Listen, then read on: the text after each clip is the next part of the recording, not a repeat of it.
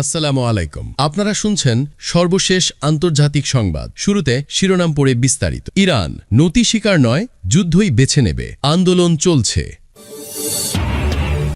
আলোচনার আগেই ইরানের বিরুদ্ধে কঠোর অবস্থান যুক্তরাষ্ট্রের। আরও শুনছেন, চীন থেকে জাহাজ বিধ্বংসী সুপারসনিক ক্ষেপণাস্ত্র কিনছে ইরান। আরও থাকছে, যুক্তরাষ্ট্র ইরান উত্তেজনায় 7 মাসে সর্বোচ্চ তেলের দাম। সর্বশেষ থাকছে, রমজানের প্রথম সপ্তাহে দুবাইয়ে ভিক্ষুক বিরোধী অভিযান, গ্রেফতার 26। এতক্ষণ শুনছেন সংবাদ শিরোনাম, এখন বিস্তারিত। তার আগে অনুরোধ থাকবে, ভিডিওতে লাইক দিন এবং ভিডিও সম্পর্কে আপনার গুরুত্বপূর্ণ মতামত কমেন্ট করে জানিয়ে দিন। ইরান নতি শিকার নয়, যুদ্ধই বেছে নেবে, আন্দোলন চলছে।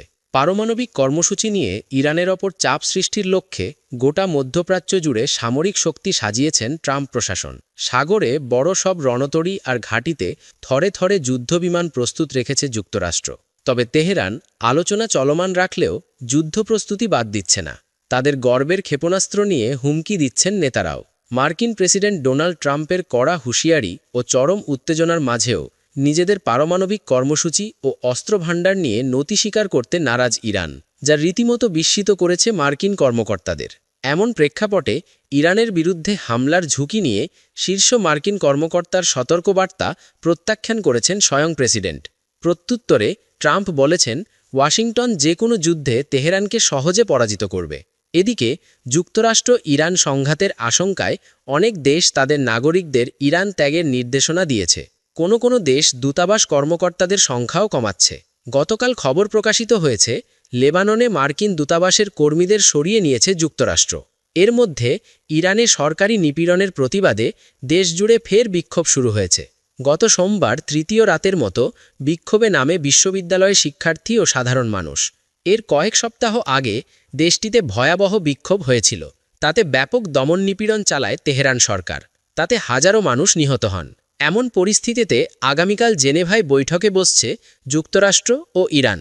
সংঘাত এড়ানোর শেষ চেষ্টা হিসেবে এ বৈঠক হওয়ার কথা। সেখানে যুদ্ধ এড়ানোর একটি পথ হিসেবে বেসামরিক উদ্দেশ্যে সীমিত ইউরেনিয়াম সমৃদ্ধকরণের প্রস্তাবটি বিবেচনা করা হতে পারে। ট্রাম্প প্রশাসন চাইছে ইরান যেন কোনোভাবেই ইউরেনিয়াম সমৃদ্ধ করতে না পারে। সেই সঙ্গে ব্যালিস্টিক ক্ষেপণাস্ত্রের পাল্লা কমানো এবং আঞ্চলিক সশস্ত্র গোষ্ঠীগুলোর প্রতি সমর্থন বন্ধের দাবিও রয়েছে ওয়াশিংটনের। বিপরীতে তেহরানের অবস্থান হল, পারমাণবিক কর্মসূচি কেবল প্রান্তিক কাজের জন্য এবং ক্ষেপণাস্ত্র তাদের আত্মরক্ষার অধিকার।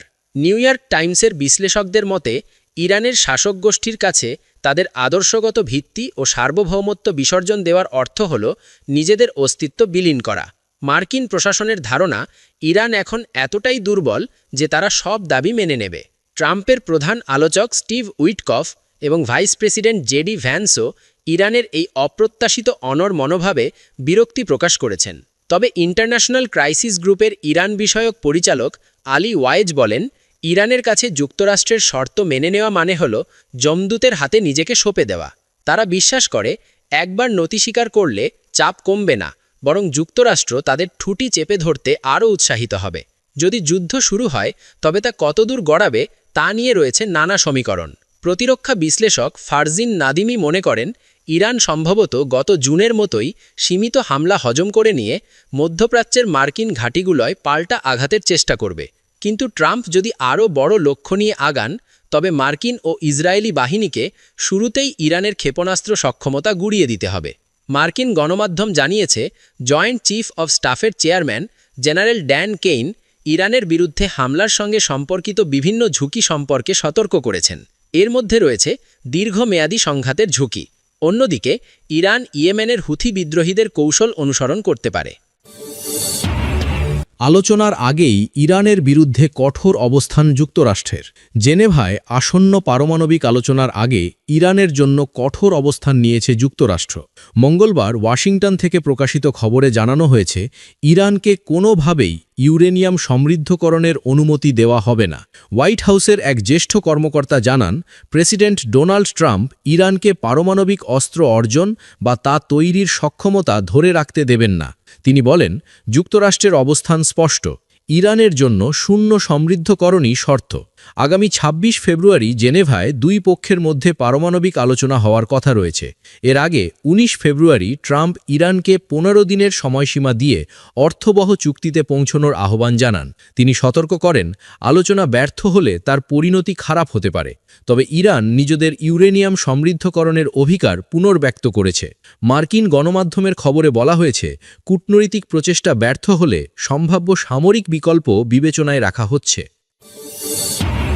চীন থেকে জাহাজ বিধ্বংসী সুপারসনিক ক্ষেপণাস্ত্র কিনছে ইরান। ইরানের উপকূলের কাছাকাছি বিশাল নৌবহর মোতায়েনের প্রস্তুতি নিচ্ছে যুক্তরাষ্ট্র। এমন পরিস্থিতিতে নতুন পদক্ষেপ নিয়েছে ইরান। দেশটি চীনের কাছ থেকে অ্যান্টি শিপ ক্রুজ ক্ষেপণাস্ত্র কিনছে। আলোচনার সঙ্গে সংশ্লিষ্ট ৬ জন সূত্র এ তথ্য জানিয়েছেন। মঙ্গলবার ২৪ ফেব্রুয়ারি বার্তা সংস্থা রয়টার্সের এক প্রতিবেদনে এ তথ্য জানানো হয়েছে। সূত্রগুলো জানিয়েছে, চীনে নির্মিত CM-302 সুপারসনিক ক্ষেপণাস্ত্র কেনার চুক্তি প্রায় চূড়ান্ত পর্যায়ে রয়েছে।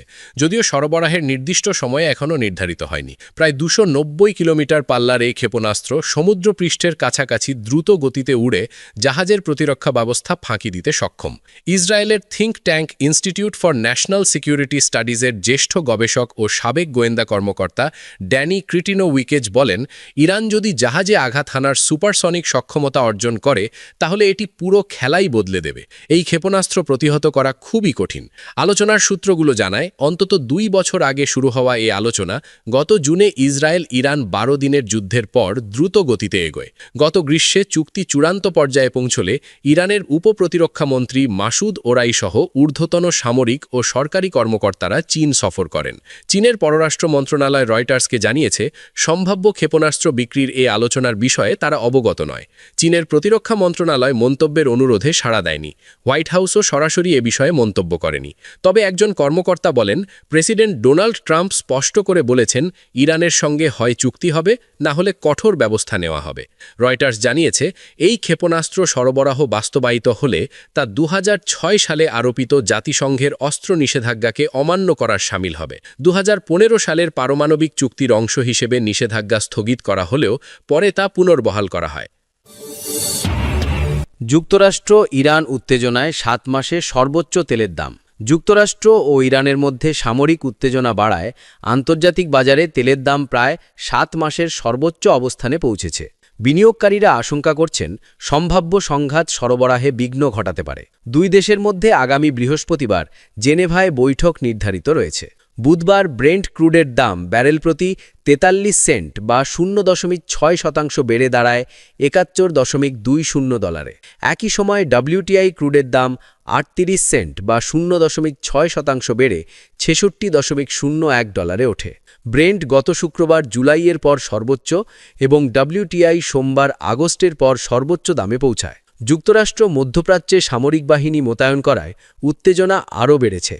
বিশ্লেষকদের মতে, দীর্ঘস্থায়ী সংঘাত হলে ওপেকের তৃতীয় বৃহত্তম উৎপাদক ইরান সহ মধ্যপ্রাচ্যের অন্যান্য দেশ থেকে তেল সরবরাহ ব্যাহত হতে পারে। বাজার বিশ্লেষকরা বলছেন, অনিশ্চয়তার কারণে বাজারে বড় ঝুঁকি প্রিমিয়াম যোগ হয়েছে এবং নতুন যে কোনো পরিস্থিতিতে দাম সংবেদনশীল থাকবে। বৃহস্পতিবার জেনেভায় মার্কিন প্রতিনিধি স্টিভ উইটকফ ও জ্যারেড কুশনারের সঙ্গে ইরানি প্রতিনিধি দলের তৃতীয় দফা আলোচনা হবার কথা রয়েছে।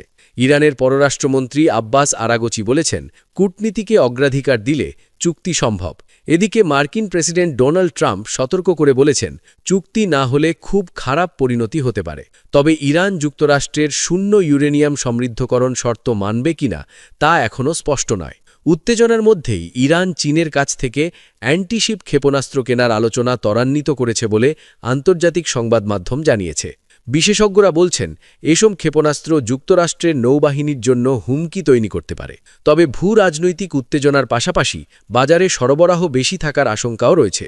আমেরিকান পেট্রোলিয়াম ইনস্টিটিউটের তথ্য অনুযায়ী গত সপ্তাহে যুক্তরাষ্ট্রের তেলের মজুদ ১,১৪,০০,০০০ ব্যারেল বেড়েছে, যদিও পেট্রোল ও ডিস্টিলেটেও মজুদ কমেছে বলে জানা গেছে। সূত্র রয়টার্স। রমজানের প্রথম সপ্তাহে দুবাইয়ে ভিক্ষুক বিরোধী অভিযান, গ্রেফতার ২৬। পবিত্র রমজানের প্রথম সপ্তাহেই সংযুক্ত আরব আমিরাত জুড়ে ভিক্ষাবৃত্তি দমনে জোরদার অভিযান চালানো হয়েছে। এর অংশ হিসেবে বিভিন্ন জাতীয়তার ২৬ জন ভিক্ষুককে গ্রেফতার করেছে দুবাই পুলিশ। দুবাই পুলিশের সাধারণ অপরাধ তদন্ত বিভাগের অধীন সন্দেহজনক ব্যক্তি ও অপরাধ প্রবণতা দমন শাখা শহর জুড়ে সব থানার সমন্বয়ে এ অভিযান পরিচালনা করে। প্রতি বছরের মতো এবারও ভিক্ষুক বিরোধী অভিযান শীর্ষক বার্ষিক কর্মসূচির আওতায় এ কার্যক্রম চলছে, যার স্লোগান সচেতন সমাজ, ভিক্ষুকবিহীন সমাজ। জনসচেতনতা বৃদ্ধি, নগরীর শৃঙ্খলা, আধুনিক ভাবমূর্তি রক্ষা ও ভিক্ষাবৃত্তিকে দণ্ডনীয় অপরাধ হিসেবে নিয়ন্ত্রণ করাই এই উদ্যোগের মূল লক্ষ্য। এতে গুরুত্বপূর্ণ অংশীদার হিসেবে রয়েছে দুবাই আবাসন ও বিদেশী নাগরিক অধিদপ্তর এবং ইসলামিক বিষয়ক ও কল্যাণমূলক কার্যক্রম বিভাগ। প্রতি বছরই মিলছে ফল, বলছেন কর্মকর্তারা। দুবাইয়ের সন্দেহজনক ব্যক্তি ও অপরাধ প্রবণতা দমন শাখার পরিচালক ব্রিগেডিয়ার আলী সালেম আল শামসি বলেন, প্রতি বছরই এই অভিযান উল্লেখযোগ্য সাফল্য দিয়ে আসছে। ভিক্ষাবৃত্তির বিরুদ্ধে কঠোর আইনি ব্যবস্থা নেওয়ার ধারাবাহিকতা ভিক্ষার ঘটনা কমিয়ে আনতে গুরুত্বপূর্ণ ভূমিকা রেখেছে। রমজানের প্রথম সপ্তাহে ২৬ জনের গ্রেফতার সেই সক্রিয় তৎপরতারই প্রমাণ। তিনি জানান, দুবাই পুলিশ ভিক্ষাবৃত্তির পদ্ধতি কিভাবে বদলাচ্ছে তা নিবিড়ভাবে নজরদারি করে ও সে অনুযায়ী প্রতিরোধমূলক কৌশল ঠিক করে। রমজানের দান অনুদানের আবহকে কাজে লাগিয়ে কেউ কেউ অবৈধভাবে অর্থ আদায়ের চেষ্টা করে থাকে। কখনো শিশু, অসুস্থ ব্যক্তি বা বিশেষ চাহিদাসম্পন্ন ব্যক্তিকে সামনে এনে মানুষের সহানুভূতি অর্জনের চেষ্টা করা হয়। এমন একাধিক ঘটনাও শনাক্ত করে ব্যবস্থা নেওয়া হয়েছে। শুধু অনুমোদিত সংস্থায় দানের আহ্বান। আল শামসি বলেন, প্রকৃত উপভোগভোগীর কাছে সহায়তা পৌঁছাতে হলে অবশ্যই অনুমোদিত দাতব্য প্রতিষ্ঠানের মাধ্যমে দান করা উচিত।